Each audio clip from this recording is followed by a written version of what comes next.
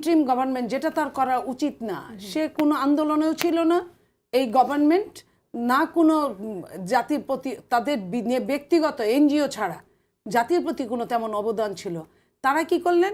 এই সরকারের ছবি নামায় ফেললেন, রাষ্ট্রপতির সব কিছু করলেন, কিন্তু রাষ্ট্রপতিকে সরাতে পারলেন না। তো রাষ্ট্রপতিকে যখন সরাতে পারলেন না, সারা বিশ্বে যখন আপনি আপনার রাষ্ট্রপতিকে অপমান করেন, আপনার সম্মান কিন্তু বাড়ে না। গেল সেই জায়গায় আপনি আপনার অসম্মান করে আপনি রাষ্ট্রপতিকে অসম্মানিত করলেন।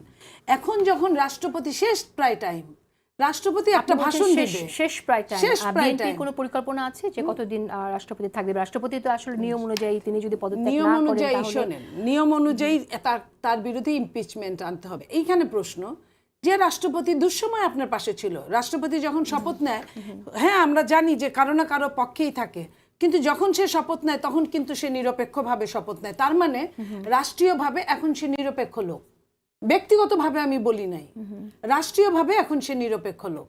তো সেই নিরপেক্ষ লোকটা যে আসবে, সেও কিন্তু বিএনপি যাকে দিবে সেও বিএনপি মাইন্ডেড ছাড়া আপনার আরেক মাইন্ডেড দিবে, আমি এটা বিশ্বাস করি না। আমরা ভালো মানুষ হিসেবে ভালো, বাট আমরা ফেরেশতা না, আমরা মানুষ।